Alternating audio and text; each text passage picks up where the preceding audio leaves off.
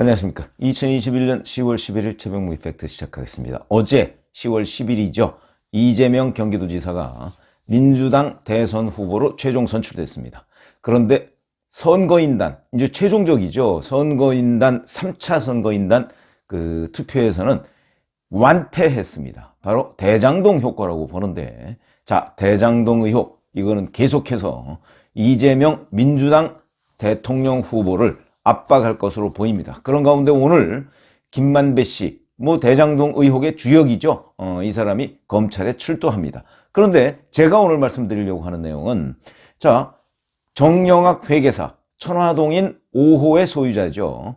이 사람. 그 다음에 김만배 씨, 우리가 흔히 화천대유의 100% 지분 소유자 이렇게 얘기를 하고, 천화동인 1호의 그 실질적인 소유자라고 얘기했는데, 천화동인 1호가 실질적으로는 다른 사람과 반분하고 있는 것 아니냐, 이제 이런 의혹이 제기되어 있는 사람. 그 다음에 여기에다가 정민용 변호사, 이런 세 사람이 서로 폭로전을 하고 있고, 그런데 누구 말이 맞는가, 이런 부분을 제가 말씀드리려고 합니다. 우선 지금까지 나온 내용의 대부분은 사실은 정영학 회계사가 녹취했다는 파일 19개, 그 내용의 위주입니다. 그래서 그걸 보면 이게 주로 그 2019년과 2020년에 녹취가 됐는데, 여기에서 이제 김만배 씨가 했다는 얘기, 이게 녹취록에 있다는 얘기들이 굉장히 중요한 내용들이 많이 있죠. 김만배 씨가 이렇게 얘기했다는 거죠. 천화동인 1호의 절반은 그분 것이다. 너희도 잘 알지 않느냐? 이런 얘기를 했다는 것이고, 그 다음에 내가 실소유주가 아니라는 걸 직원들이 다 안다. 정치 자금은 내가 대야 한다. 그 다음에 이 녹취록에 보면 유동규 전 성남도시개발공사 기획본부장이 김만배 씨를 향해서 직원들 입단속을 이따위로밖에 하지 못하느냐, 관리를 똑바로 하라, 이렇게 질책을 했다는 내용도 오늘 새로 나왔습니다. 자, 그리고 2020년 10월달, 작년이죠. 작년 10월에 유동규 씨가 700억을 받기로 했다 하는 것도 녹취록 내용에 들어가 있고요. 그 다음에 화천대유가 생긴 바로 다음 달이죠. 2015년 3월 달에는 25%, 화천대유 수익의 25%를 유동규 씨가 받는다. 또 이런 내용도 그 정영학 회계사의 녹취록에 있다. 이런 것이고요.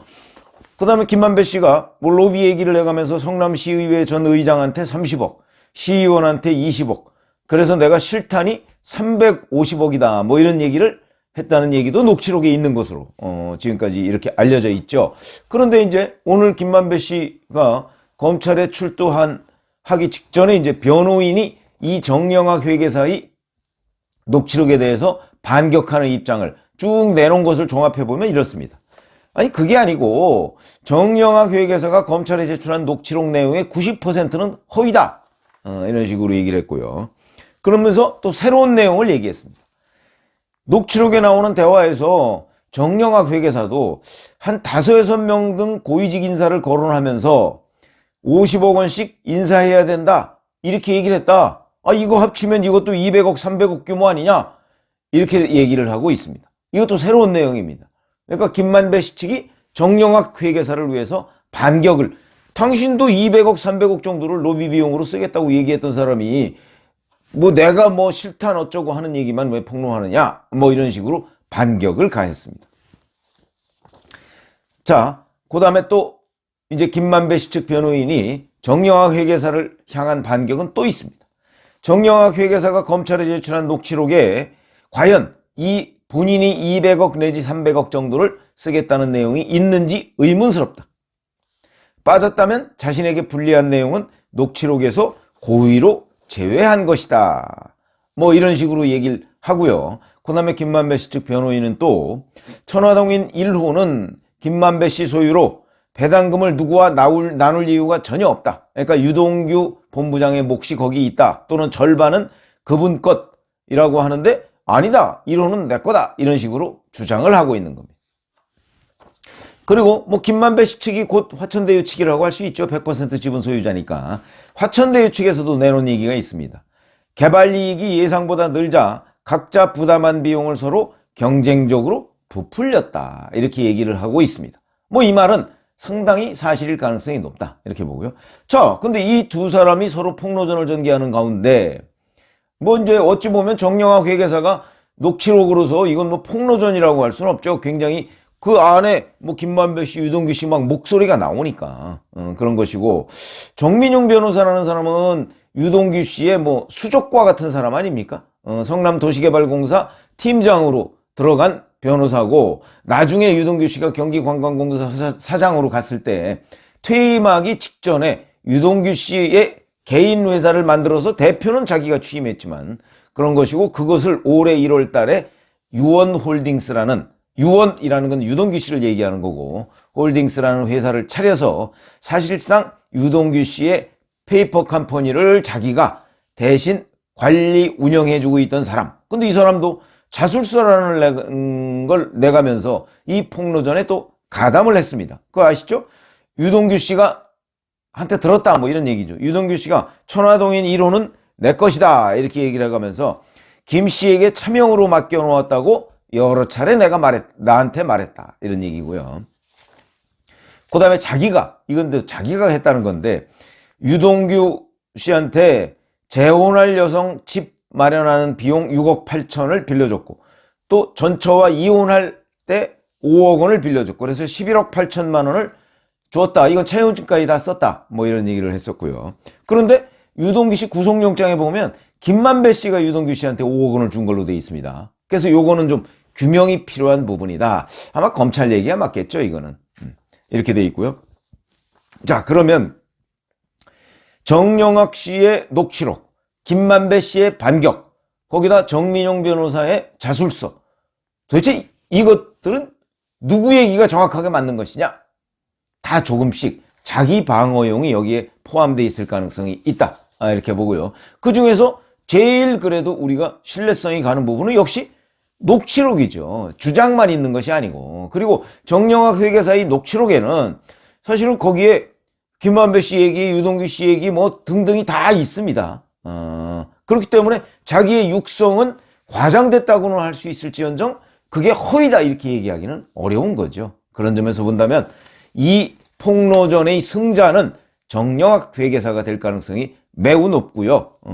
자, 그러면 지금부터 검찰 수사는 이 폭로전 세 사람이 벌이고 있는 것 중에서 누구 말이 어디까지 맞느냐 하는 걸 확인하면 되는 작업이다 라고 얘기를 할 수가 있고, 그런데 자, 그러면 누가 로비 자금으로 얼마나 썼느냐 이것만 수사하면 되느냐? 아니죠.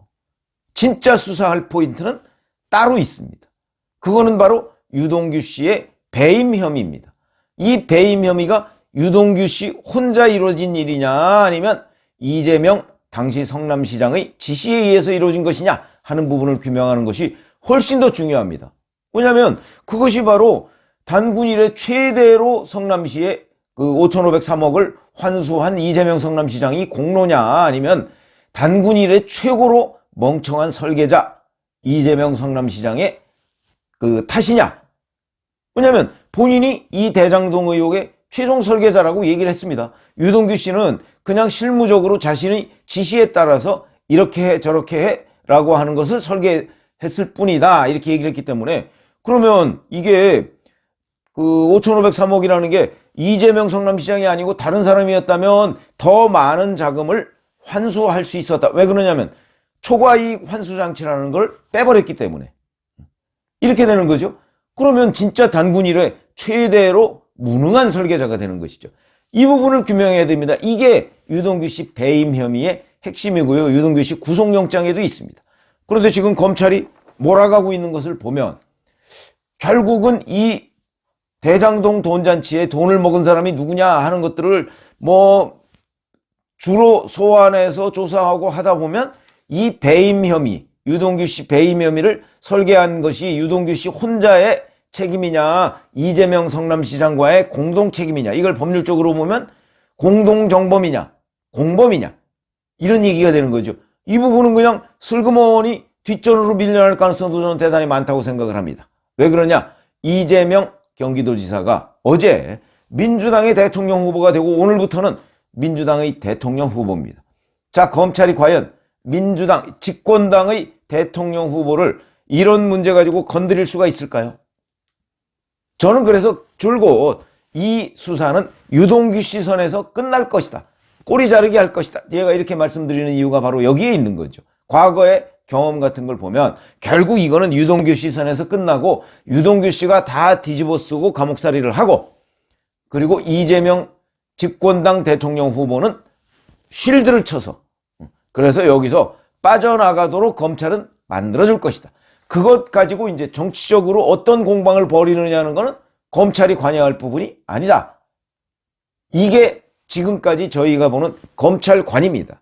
검찰은 거의 항상 그래왔습니다. 윤석열 전 검찰총장 취임 이후에는 달라졌지만 그거는 뭐 윤석열이라는 사람 때문에 달라진 것이고, 그 전에 이 검찰은 늘 그래왔다 하는 점에서 본다면 이번에도 김호수 검찰은 다시 과거의 검찰로 이미 돌아갔다.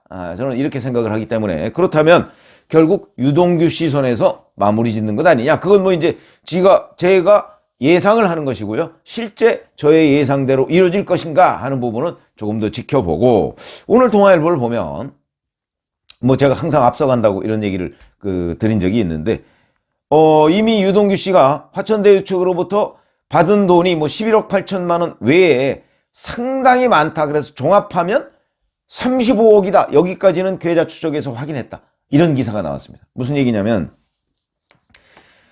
그 35억을 어떤 식으로 받았느냐.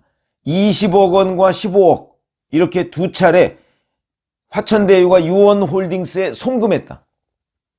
이게 계좌 추적에서 드러났다. 이렇게 나왔습니다. 이거는 조금 그 신빙성에 저는 의문이 듭니다. 왜 그러냐면 그냥 송금했다고 한다면 이건 드러나는 돈이거든요. 그냥. 그러니까 이게 두 가지가 있습니다. 이렇게 드러나는 돈이면 이거는 깨끗한 돈일 가능성, 깨끗한 돈으로 포장했을 가능성이 훨씬 많죠. 무슨 얘기냐? 화천대유가 유원홀딩스에 투자하는 형식으로 송금을 한 거죠. 그런데 실제는 그냥 주는 거고. 그럼 이제 나중에 뭐 받았다는 거 그냥 어떤 식으로만 기록에 이렇게 하고 그냥 주는 돈, 뇌물, 사후뇌물이죠. 사후뇌물. 대장동 의혹에 대한 사후뇌물. 이런 것으로 줬을 가능성. 만약에 이 기사가 맞다면 그럴 가능성이 훨씬 더 많고요. 자, 그 다음에 이제 이런 것들은 이제 검찰이 또 어떤 형식으로 화천대유가 유동규 씨를 밀어줬는가 하는 부분을 규명해야 될 부분이고, 아까 제가 말씀드렸듯이 바로 검찰 수사나 또는 시청자분들이나 일반 국민들이나 잊지 말아야 할 것, 이렇게 수사가 막 소용돌이 치고 나중에 이렇게 해서 수사 끝 하다 보면요, 그냥 수사가 산으로 가고 맙니다. 그러면은 그냥 뭐 그랬나 보다 그러는데 그게 아닙니다. 여기에서 제일 중요한 것은 바로 이재명 당시 성남시장이 어디까지 관여했느냐는 게 명확하게 수사 결과로서 나와야 한다. 물론 우리가 그걸 뭐 믿겠다는 뜻이 아니고, 나오면 그때부터 이 대장동 의혹에 대한 어떤 정치권에서의 공방은 새롭게 굴러갈 것이다. 이렇게 생각을 하고요. 그래서 이제 오늘 김만배 씨 검찰 출두를 계기로 해서 대장동 국면이, 의혹의 국면이 새롭게 전개가 되는데, 자, 그러면서 검찰 수사도 거의 이렇게 되면 상당한 정도로 한 고비를 분수령을 넘게 됩니다. 그랬을 때 우리가 흔히 빠지기 쉬운 착시, 이 부분에 대해서 제가 말씀드렸는데, 이 핵심은 역시 이재명이다 하는 부분을 우리가 놓쳐서는 안 된다. 검찰은 의도적으로 뭔가 성동격서 작전을 펼 가능성이 있다 하는 점에서 우리가 언론이든 아니면 일반 시청자분들이든요, 이 핵심은 이재명이 어디까지 관여했느냐다 하는 것을 다시 한번 재확인시켜 드립니다. 감사합니다.